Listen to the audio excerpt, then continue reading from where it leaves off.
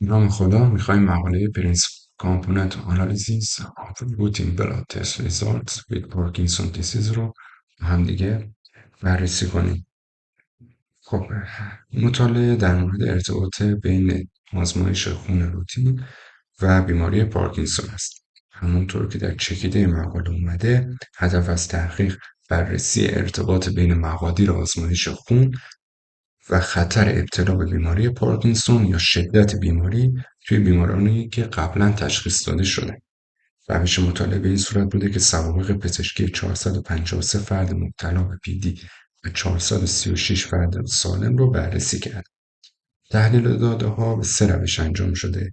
اول از تکنیکی به نام تحلیل مؤلفه‌های اصلی یا PCA برای تجزیه و تحلیل مقادیر و نسبت‌های مهم آزمایش خون استفاده شده.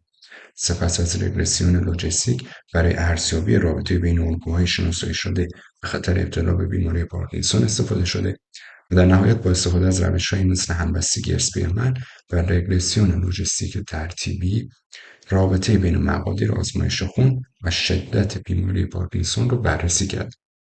نتایج تحقیق هم به این صورت بوده که PCA 9 مؤلفه اصلی رو شناسایی کرده که بیش از 90% از تنوع در داده‌های آزمایش خون رو توضیح می‌دادند.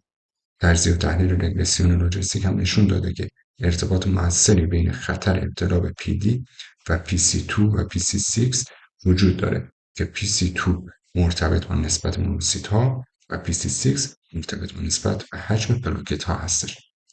و از طرفی هم ارتباط منفی بین خطر ابتلا به PD و PC1، PC4 و PC7 وجود داره که PC1 منعکس کننده مقادیر لنفوسیت و گلوبول قرمز، PC4 مرتبط با مقادیر گلوبول قرمز و PC7 مرتبط با مقادیر گلوبول قرمز و حجم پلاکت ها هست.